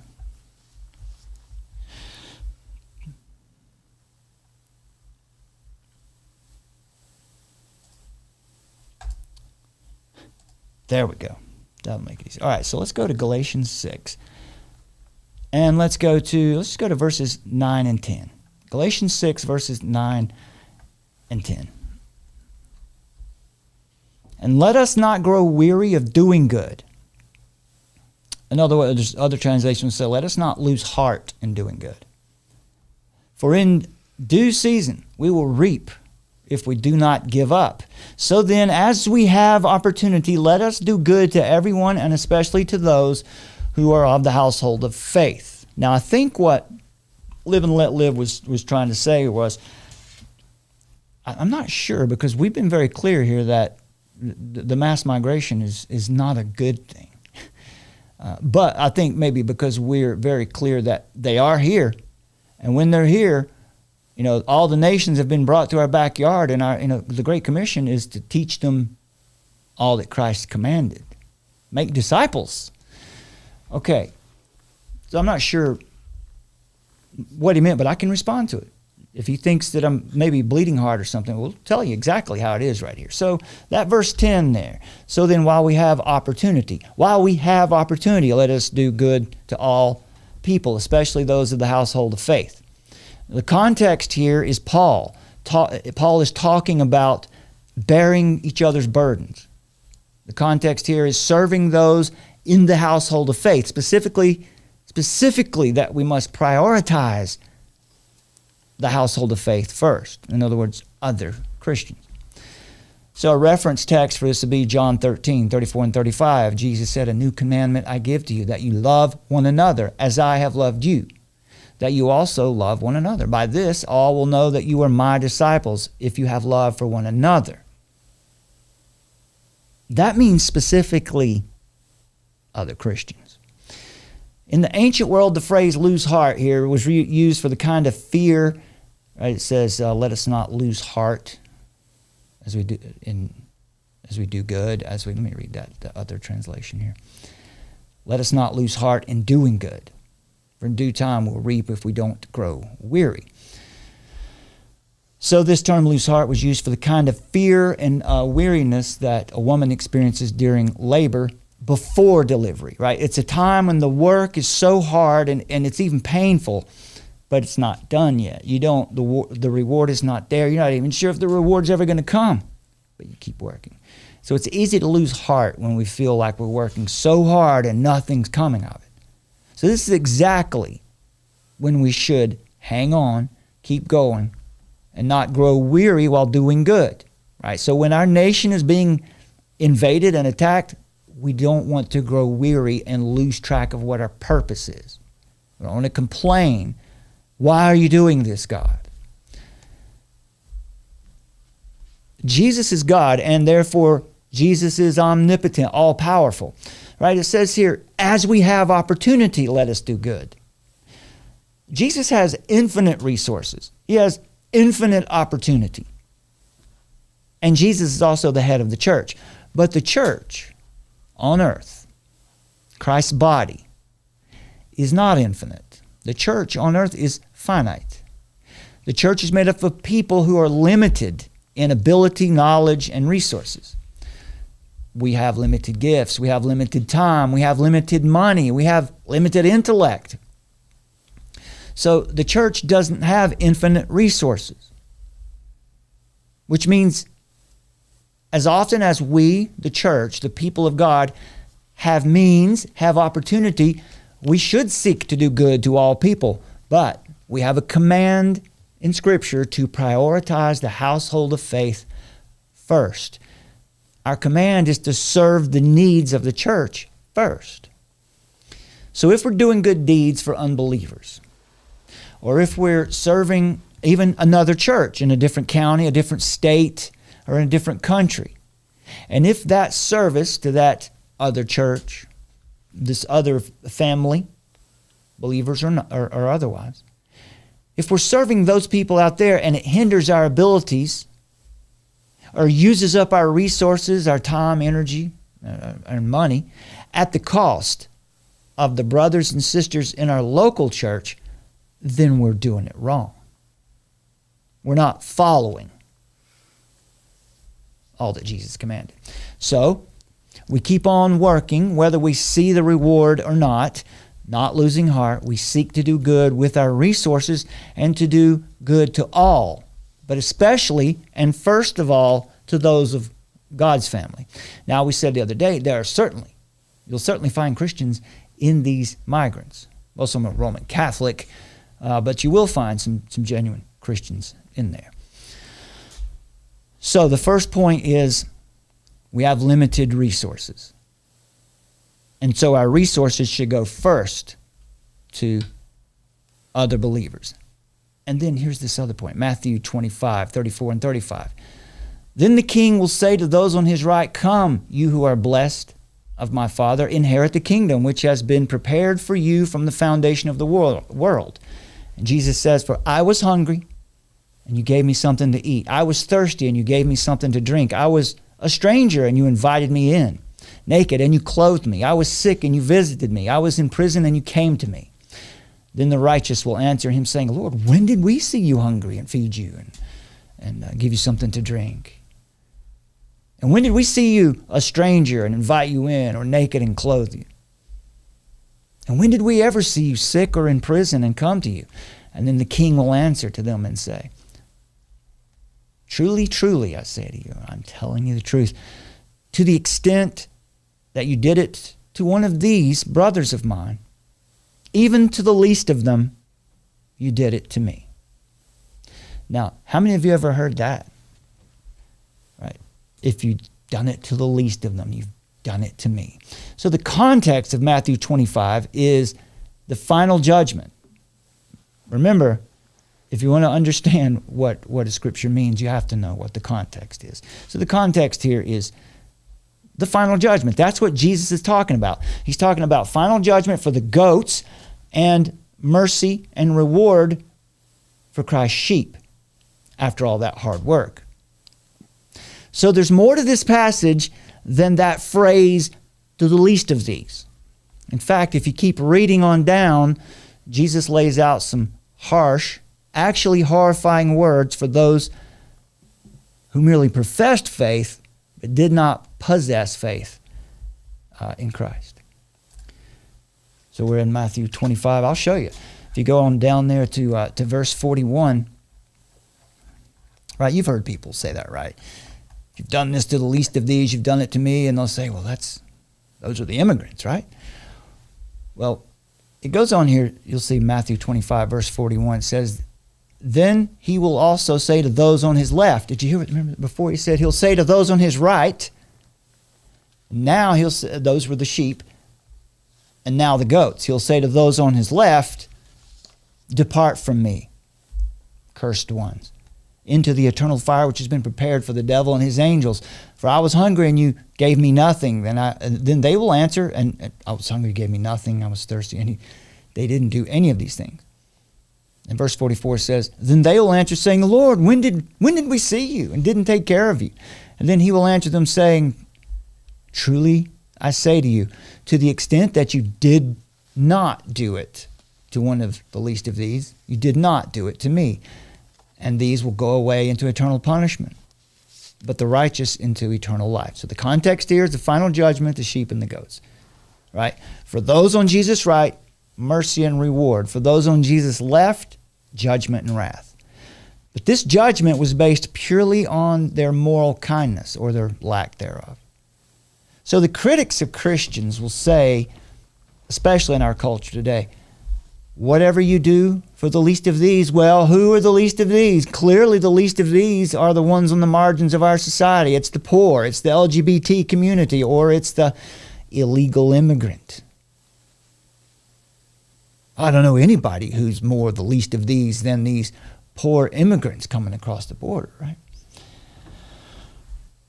When Jesus says you visited me in prison, what Jesus has in mind is that you visited a Christian who's been wrongfully imprisoned for preaching the gospel.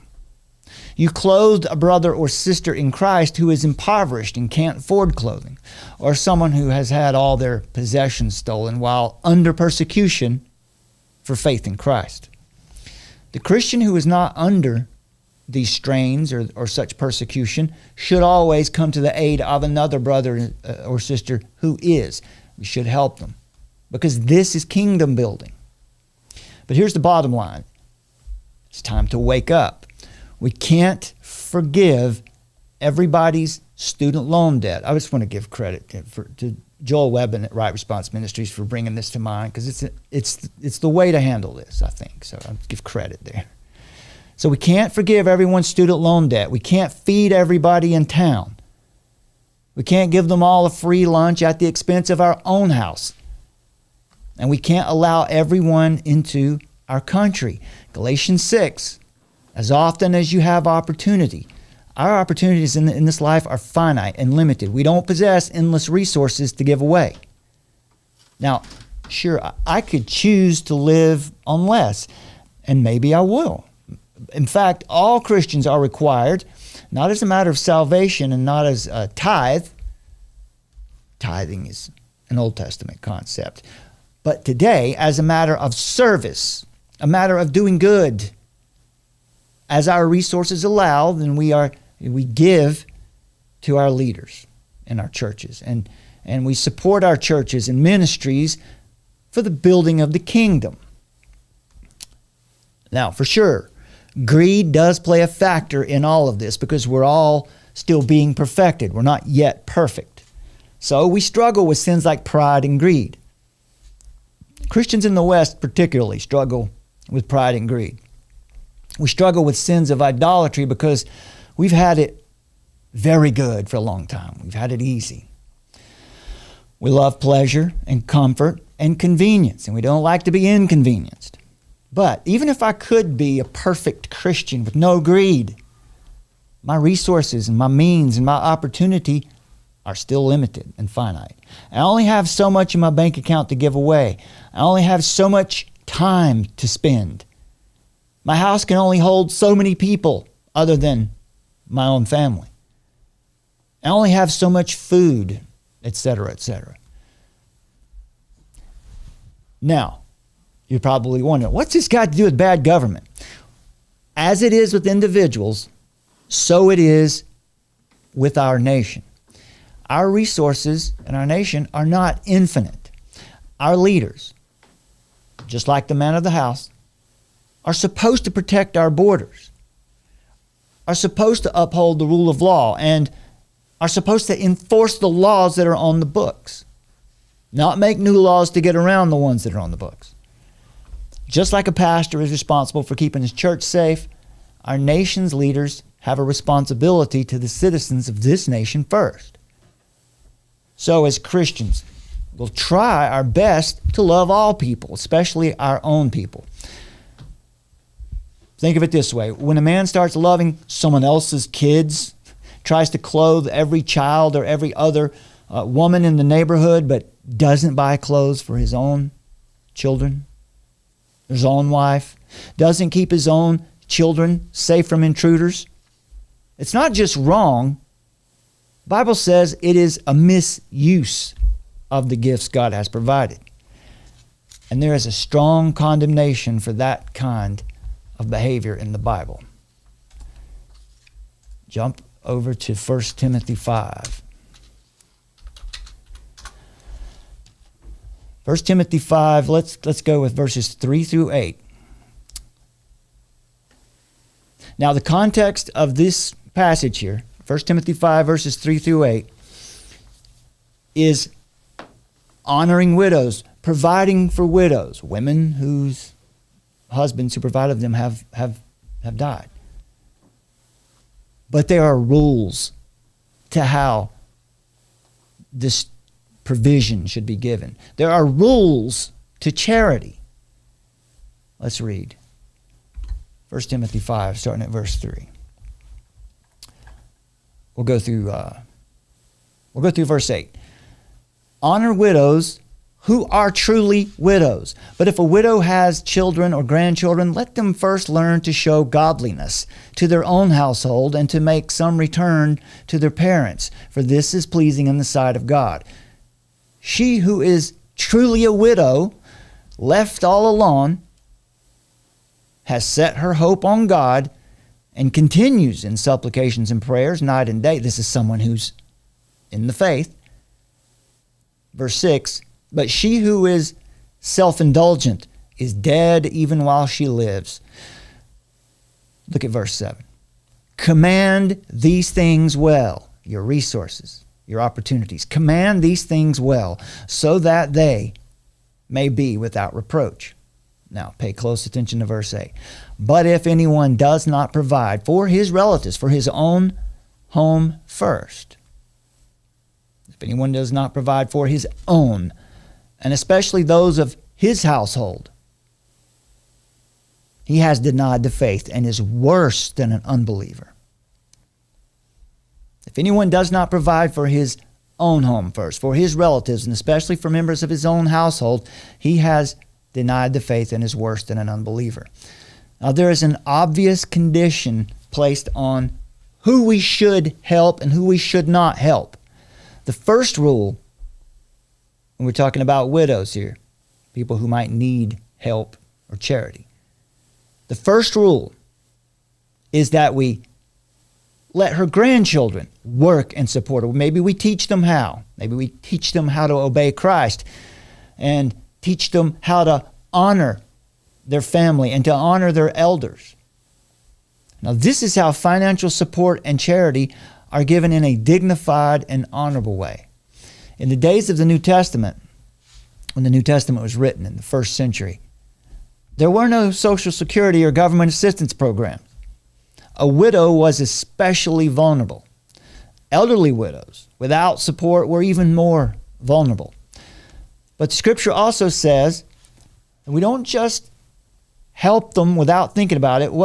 There is a qualification, there is a caveat there. Scripture says that we must evaluate the situation first to ensure that the woman is really a widow, not a con artist or a scammer. Make sure that this asylum seeker is really an asylum seeker. Right? That is precisely how we must treat a mass of people who knowingly break international law and the laws of our nation and then expect charity. Before we give them charity, before we give them debit cards and health care, we have to evaluate their need before we start paying it out. Now, the local church is the place where the poor and needy should be able to come to find help without being taken advantage of. But that's not the normal way that charity is given out in God's kingdom. And there's a reason, because it's common for grifters to contact churches or pastors or ministries or individual Christians and to give a big sad story, to appeal to the principles of Christian love, and to ask you for money or for this or that or whatever. So our duty when that happens is to evaluate that situation, to see if this is truly a widow or if it's genuinely someone in need, just to make sure it's not a grifter. More often than not, upon further review, these charity cases are actually grifters. They're just folks trying to get something for nothing without having to earn it. Now, if you look at 1 Timothy 5, if you slide down to verse 18, check this out. I'll start at verse 17. Let the elders who rule well be considered worthy of double honor, especially those who labor in preaching and teaching.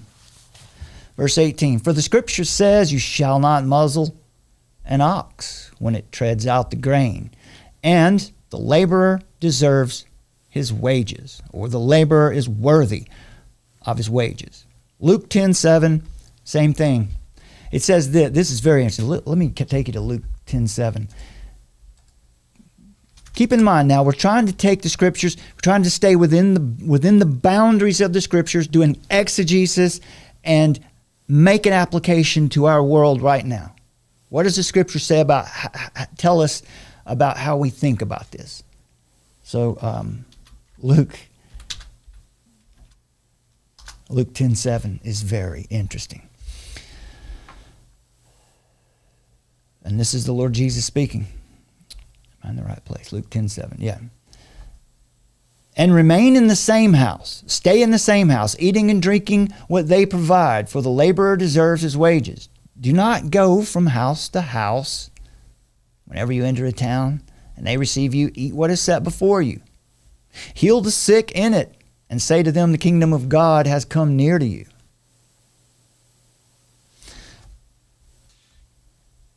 For the worker is worthy of his wages. Do not move around from house to house. Stay at the same house, eating and drinking, whatever you're offered.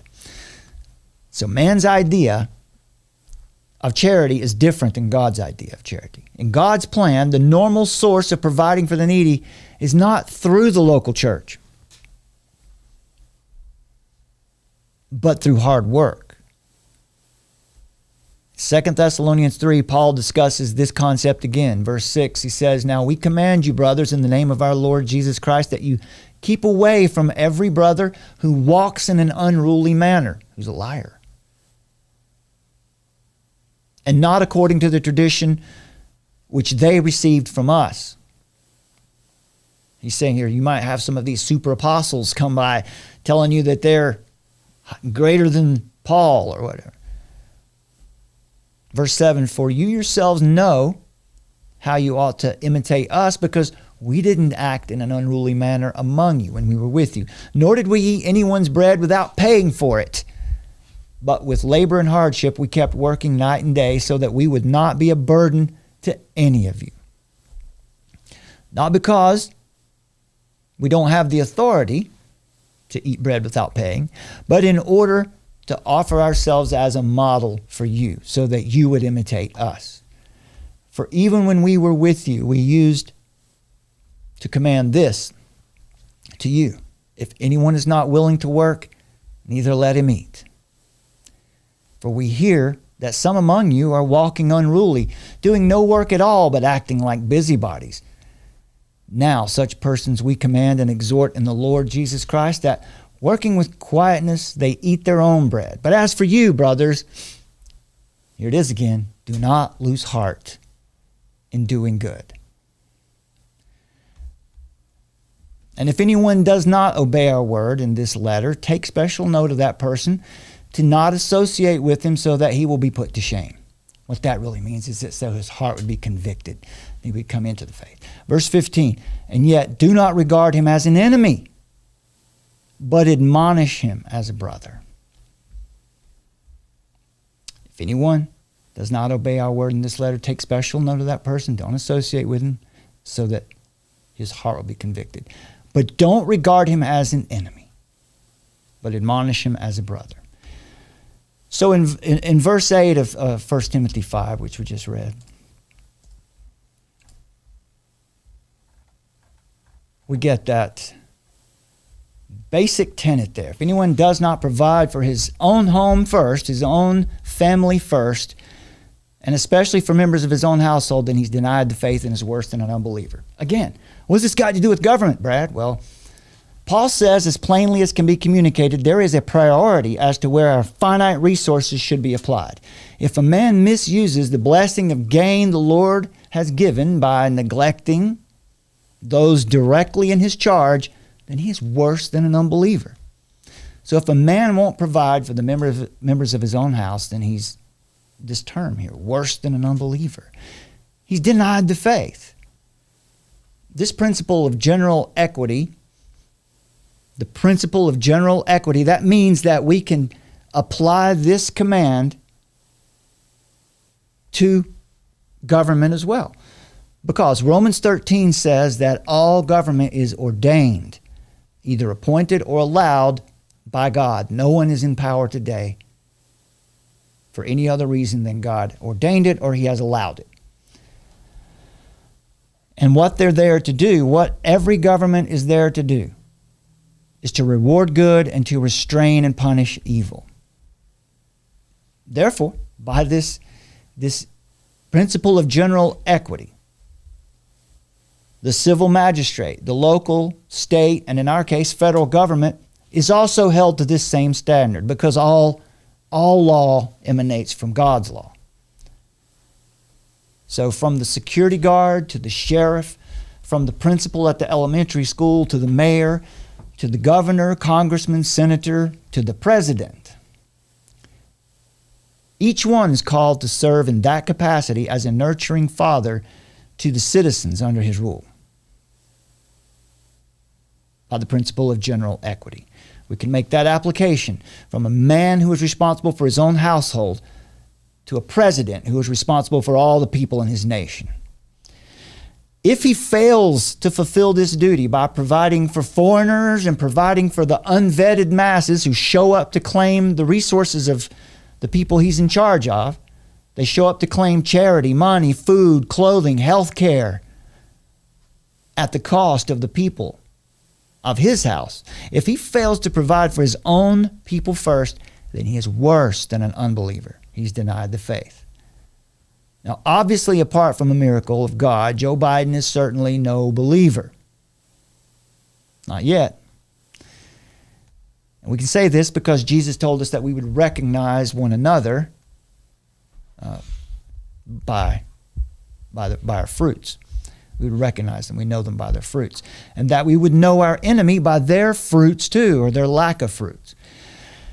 So, Joe Biden, who is the man of the house in the United States today, is not providing for his own people first. He's allowing others to come in and take it.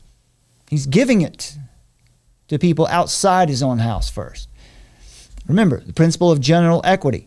Joe Biden's not a believer, but the principle of general equity means that this applies to him too, because all government is ordained by God. Therefore, he's accountable.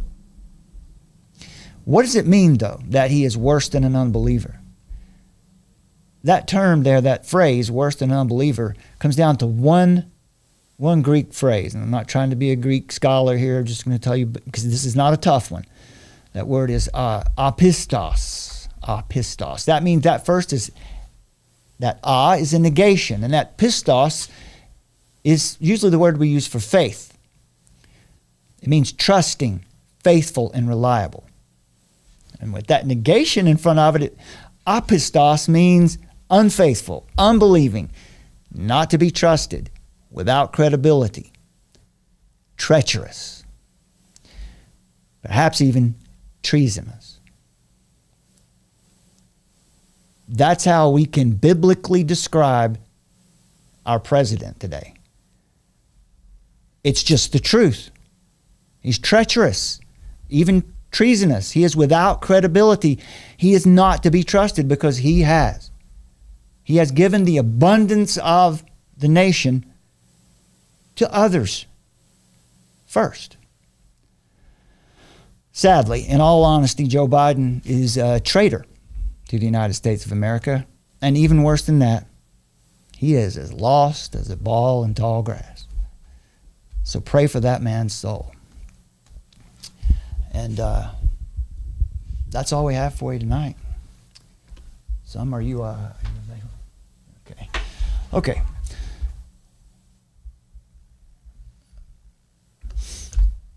Thank you for being with us, my friends. I want to thank Live and Let Live for that. Let's see, for that question, for that challenge. Sorry, bear with me for a minute while I get my system back together here. There we go. Yeah, thanks to Live and Let Live for that question. I'm glad you brought it up. That was a good prompt, because that's a conversation we needed to have. We need to understand. Remember, we just said we have to put things in their proper category. We can't call the MAGA, Take Back My Border, trucker, biker movement some kind of Christian movement. That's the wrong category. Keep things in their proper categories. And when we think about being flooded by illegal immigrants, when we stand in front of them, we fulfill the Great Commission, evangelize them, we teach them all that Christ commanded. We make disciples of all the nations, and the Lord's brought many nations right to our backyards today. So that's what we do. But when it comes to the charity, there are rules for that, and we need to keep the Scripture first. So my prayer is that this would be a faithful application of God's Word to this problem that we have before us today. And my prayer is that you receive it well and it serves you well. So Thank you. We're out of here. Anything? Okay. Thank you, my friends. We'll see you again very soon. The hammer comes down and beats you over the head for the rest of your life with a big national security stick. And so that people learn to duck their head and not speak up, because bad idea now. This is the emergency broadcast system. This is not a test. Repeat, this is not a test. Citizens are advised to take the following steps. Find us, armoroftruth.net. In the age of technocracy, scientism, and pop atheism, faith is resistance.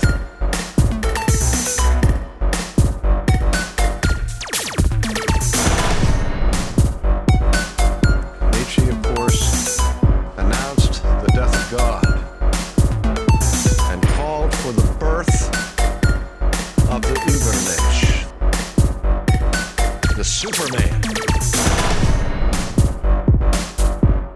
who would take humanity to new heights and to create a new world order.